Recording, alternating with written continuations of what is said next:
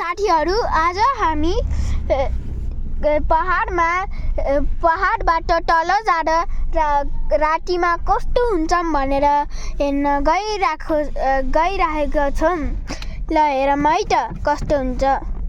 बाघ आउँछन् कि आउँदैनन् कि आउन पनि सक्छन् तर नआउन पनि सक्छन्। त्यसको लागि फुल भिडियो हेर्नु होला, सब्स्क्राइब गर्नु होला हाम्रो च्यानलमा। गाडी स्टार्ट हुँदैछ।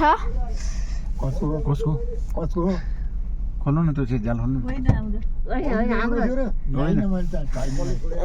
यहाँ कुराकानी भइरहेछ, यसलाई इग्नोर गर्नु है। यहाँ कुराकानी भइरह।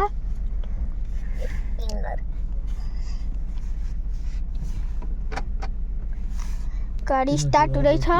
त्यो मान्छे आयो उसको त्यसमा त्यहाँ स्कुटर आएर ब्लक गरिरह।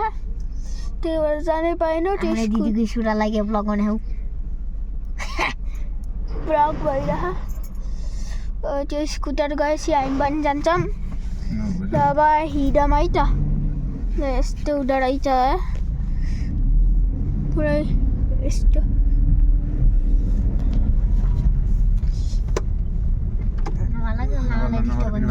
मालाई डिस्टर्ब हुन्छ क्या। ल गइरहौँ। केही पनि छैन अहिले, अड्याएर मात्रै छ। कस्तो गुडाउनु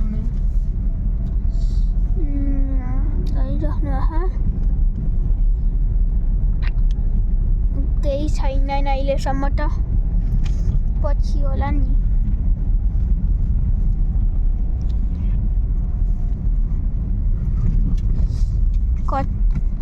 कच्ची बाटो छैनन्, पिच गरेको बाटो छन् पुरै। पहिला त कच्ची बाटो थियो। पोखरा कति नम्बर वडा भन त यो? पोखरा महानगरपालिका वडा नम्बर 33 भरतपुर। वडा नम्बर 33 परपाण्डे चोकको पहाड। ल हेरौँ है त।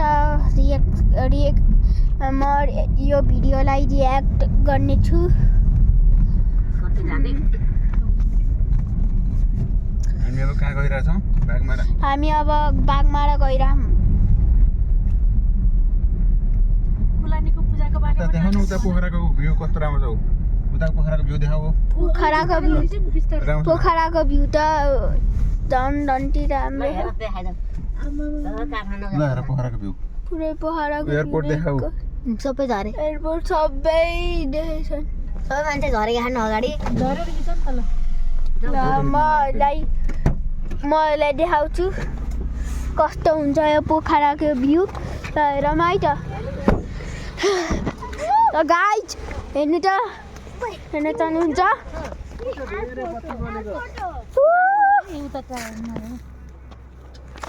आमा राम्रो छ। आमा हेर्नु त। पुरै छ नि। मोबाइलमा नराम्रो देखे पनि आउनु है। यहाँ बत्ती रातिमा पुरै पोखरा देखाउँछ। हेर्नु। ल गाडीमा जाऊँ फेरि। सबै रोक्नु भयो। गाडीमा जाऊँ।